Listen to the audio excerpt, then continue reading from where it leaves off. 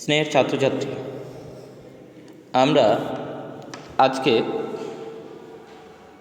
আমাদের ভূগোল বিষয়ের যে আঞ্চলিক পাঠ অর্থাৎ ভারতের যে অংশ সেখান থেকে আমরা ভারতের মৃত্তিকা সম্পর্কে আলোচনা করব। আমাদের অতীতে ভারতের জলবায়ু পর্যন্ত আলোচনা হয়েছিল এবং পরীক্ষাও নেওয়া হয়েছিল। তো আজকে অর্থাৎ দ্বিতীয় পর্বের পরীক্ষার জন্য আমরা প্রস্তুতি ভারতের মাটি থেকে শুরু করব। তো প্রথমেই ভারতের মাটি বলার আগে আমাদেরকে জানতে হবে মাটি কাকে বলে বা মৃত্তিকা কী, এবং সেই মৃত্তিকা কোথায় থাকে, কিভাবে এসছে। আমরা সবাই জানি মৃত্তিকা ভূপৃষ্ঠের ওপরে থাকে এবং এই মৃত্তিকা কিন্তু ভূপৃষ্ঠের ওপরে সৃষ্টিলগ্ন থেকে নেই। একটা পদ্ধতি বা প্রসেসের মধ্য দিয়ে সময় অতিবাহিত হওয়ার পর এই মৃত্তিকার সৃষ্টি হয়, অর্থাৎ ভূপৃষ্ঠের সৃষ্টিলগ্ন থেকে পৃথিবীতে কিন্তু মৃত্তিকা উৎপত্তি হয়নি। প্রথমত উৎপত্তি হয় শিলা, সেটা আগ্নেয় শিলা হতে পারে, পাললিক শিলা হতে পারে, রূপান্তরিত শিলা হতে পারে। তা বিভিন্ন প্রাকৃতিক শক্তির দ্বারা চূর্ণ বিচূর্ণ হয়, ক্ষয়প্রাপ্ত হয় এবং বিভিন্ন জৈব পদার্থের সঙ্গে মিশ্রিত হয়ে সর্বশেষে মৃত্তিকা সৃষ্টি লাভ করে। অর্থাৎ তাহলে মৃত্তিকা কি? মৃত্তিকা হলো ভূপৃষ্ঠের ওপরের এক শিথিল স্তর যা উদ্ভিদ ধারণে সক্ষম। এখন আমাদের ভারতবর্ষে ICAR Indian council of agriculture research 1953 সালে বিভিন্ন অঞ্চলে জলবায়ু এবং উদ্ভিদ এবং উৎপত্তির বৈশিষ্ট্য অনুসারে 8 ধরনের মৃত্তিকা এবং 26টি উপভাগে মৃত্তিকা লক্ষ্য করে। তার মধ্যে আমাদের সিলেবাসে কিছু আলোচনা আছে, আমরা সেগুলো একবার দেখে নেব। প্রথমেই আসা যাক পলিমাটি। পলিমাটি কি? অর্থাৎ পলি থেকে যে মৃত্তিকার সৃষ্টি হয়। এখন কোথায় সৃষ্টি হবে? যে সমস্ত অংশে নদী প্রবাহমান বা নদীর কার্য রয়েছে সেখানেই এই সমস্ত পলিমাটি লক্ষ্য করা যাবে।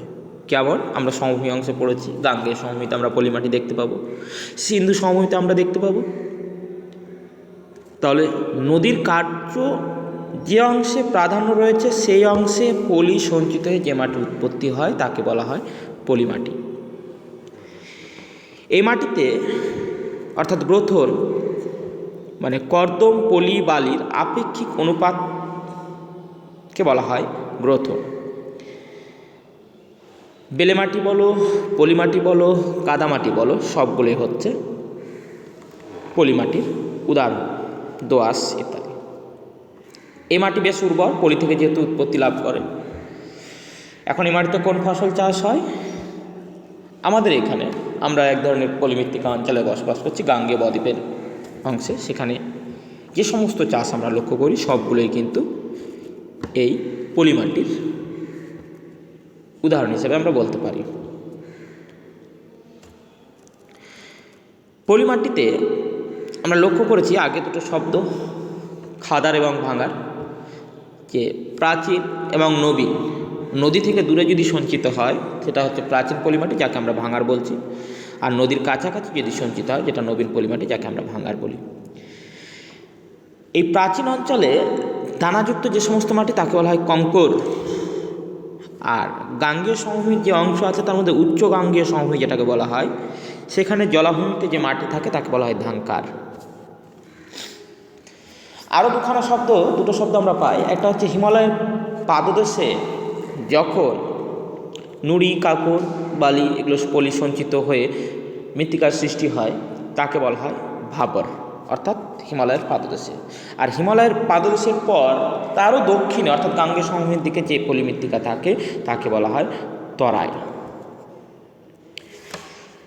তাহলে পলিমাটি কোথায় লক্ষ্য করা যায়, কিভাবে উৎপত্তি হয়, কোন কোন কণা দ্বারা গঠিত, এর উৎপাদন ক্ষমতা কেমন, কোন ফসল চাষ করা হয় এবং পলিমাটি কোথায় কী নামে পরিচিত, এবং পলিমাটিতে কোন খনিজ পদার্থের পরিমাণ বেশি থাকে, যেমন পটাশিয়াম, ফসফরাস, চুন, এগুলো সব সমৃদ্ধ থাকে পলিমাটি। পলিমাটিতে হিউমাস অর্থাৎ জৈব পদার্থ সেটার পরিমাণও বেশি থাকে, অর্থাৎ বৈশিষ্ট্যগুলো তোমাদেরকে দেখতে হবে।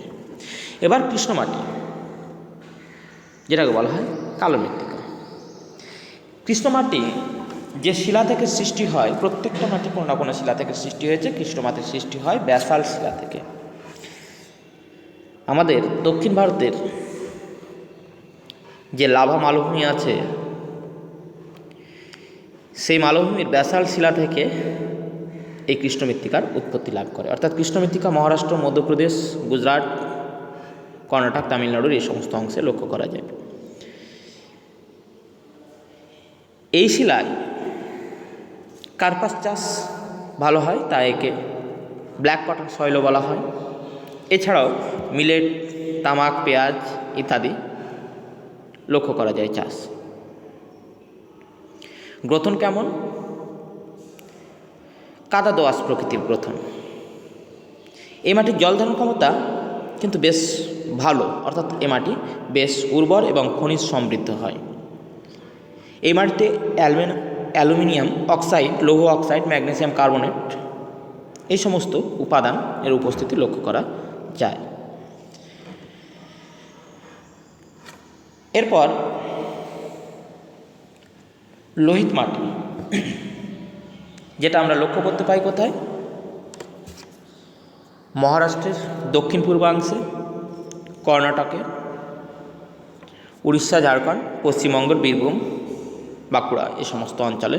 এছাড়া উত্তর পূর্ব ভারতের নাগাল্যান্ড, মণিপুর, মিজোরাম, ত্রিপুরা এই সমস্ত রাজ্যে আমরা এই লোহিত মৃত্তিকা লক্ষ্য করতে পারি। কীভাবে সৃষ্টি হয়?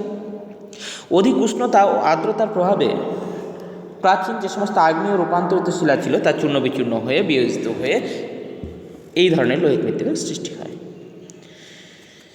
এতে পলি দোআঁশ এবং বেলে দোআঁশ প্রকৃতির গ্রথন দেখা যায়। এই মাটি লৌহ মিশ্রিত হওয়ায় এর রং লাল হয়। পলিবালির কণা এই মাটিতে বেশ থাকে। কোন খনিজের পরিমাণ? ম্যাগনেসিয়াম, পটাশ, নাইট্রোজেন, হিউমাস এগুলো বেশি থাকে। মাটির জল ধারণ ক্ষমতা কিন্তু বেশ কম, তাই অনুর্বর হয়।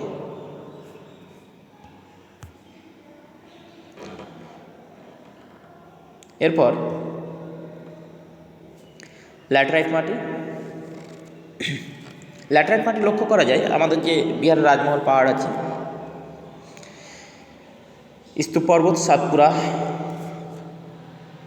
পূর্বঘাট, তাছাড়া আন্দামান, তামিলনাড়ুর কিছু অংশে, পশ্চিমঘাট, মেঘালয় এই সমস্ত জায়গায় এই ল্যাটেরাইট মৃত্তিকা লক্ষ্য করা যায়। অর্থাৎ ল্যাটেরাইট মৃত্তিকা কোন কোন অংশে লক্ষ্য করা যায়। সৃষ্টি কীভাবে হয়? অধিক উষ্ণতা এবং বৃষ্টিপাতের ফলে আবহবিকারগ্রস্ত প্রাচীন শিলাস্তর থেকে কিছু খনিজ আলাদা হয়ে যায়, যেমন সিলিকা এবং অন্যান্য খনিজ বেরিয়ে পড়ে। থাকে কি? লোহা ও অ্যালুমিনিয়াম অক্সাইড। তাহলে যে অঞ্চলে অধিক উষ্ণতা এবং বৃষ্টিপাত হয় সেখান থেকে কিছু খনিজ, সিলিকা ও অন্যান্য পদার্থ বেরিয়ে যায়, লোহা আর অ্যালুমিনিয়াম অক্সাইড থাকে। এই যৌগগুলি থেকে ল্যাটেরাইট মাটির সৃষ্টি হয়। এই মাটি মোটা দানাযুক্ত। এই ল্যাটেরাইট কথাটা প্রথম যে ব্যবহার করেন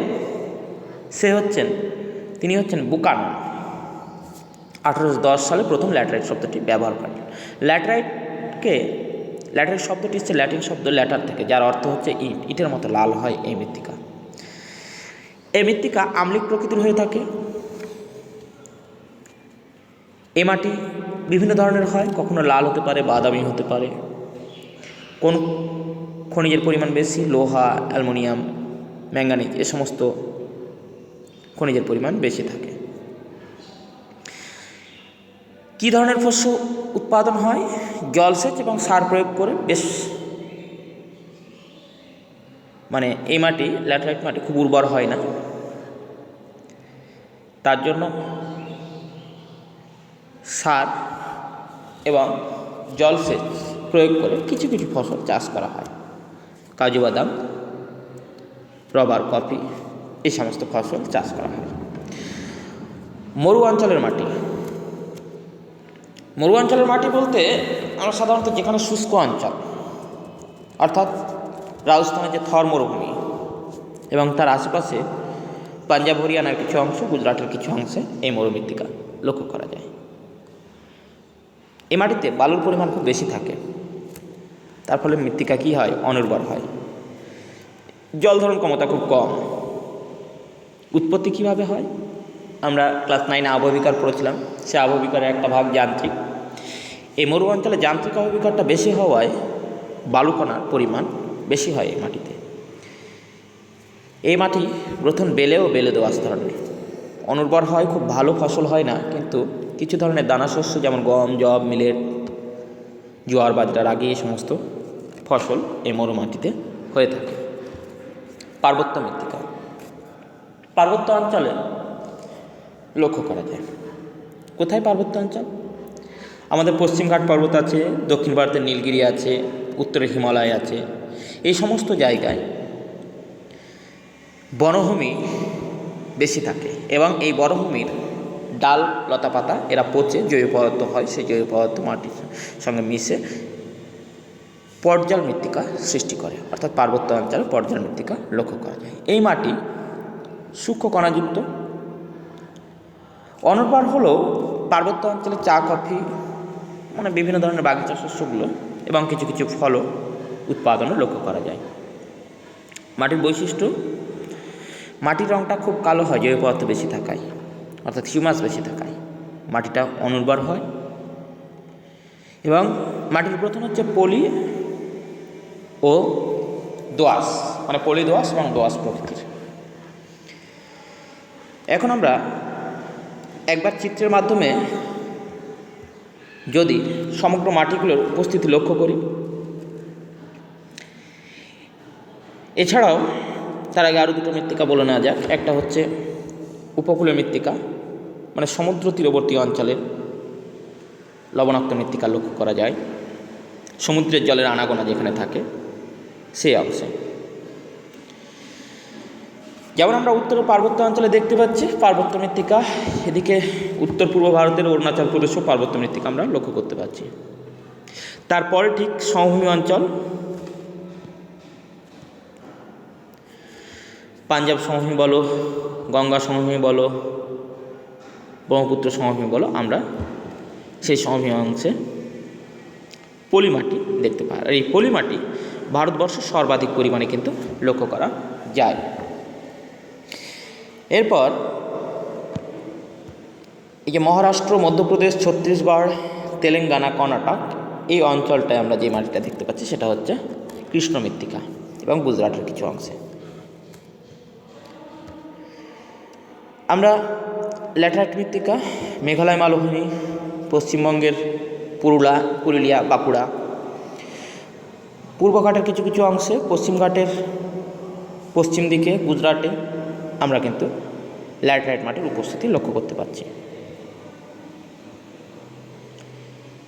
লোহিত মৃত্তিকা পূর্ব ভারতের যে সমস্ত রাজ্যগুলো আছে, নাগাল্যান্ড, মণিপুর, মিজোরাম, ত্রিপুরা, এছাড়াও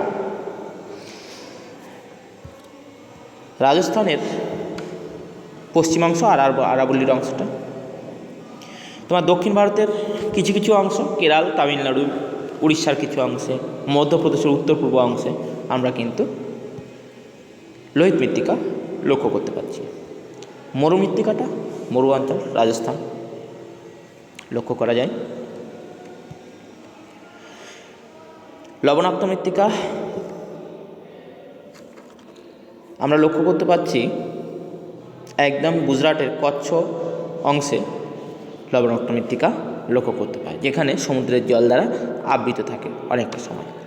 তাহলে তোমাদের এই অধ্যায় থেকে প্রশ্ন হতে পারে বা বিগত দিনে মাধ্যমিকে এসছে যে বিভিন্ন ধরনের মৃত্তিকার উৎপত্তি সহ বৈশিষ্ট্য আলোচনা করো, সবগুলো হতে পারে, বা যে কোনো দুটো অর্থাৎ পলিমাটি ও ল্যাটেরাইট মাটির অবস্থান সহ বৈশিষ্ট্য আলোচনা করো, 5 মার্কের হতে পারে। যে কোনো একটি মাটির অর্থাৎ কৃষ্ণ মৃত্তিকার বৈশিষ্ট্য আলোচনা করো, 3 মার্কের হতে পারে। এবং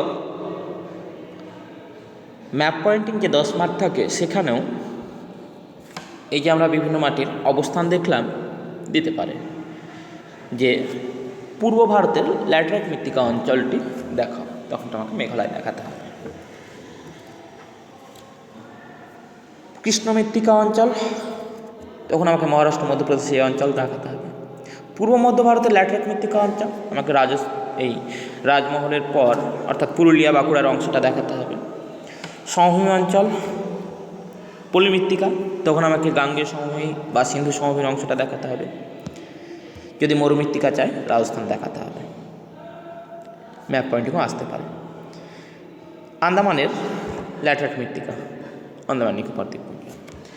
এছাড়াও বিভিন্ন ধরনের শর্ট প্রশ্ন, কোন মৃত্তিকায় কোন খনিজের পরিমাণ বেশি, কোন মৃত্তিকার জল ধারণ ক্ষমতা বেশি, কোন অঞ্চলে দেখা যায়, কোন ফসল কোন মৃত্তিকায় চাষ হয়, যেমন কৃষ্ণ মৃত্তিকায় কোন ফসল সর্বাধিক চাষ হয়, জোয়ার, বাজরা, তুলা, কফি।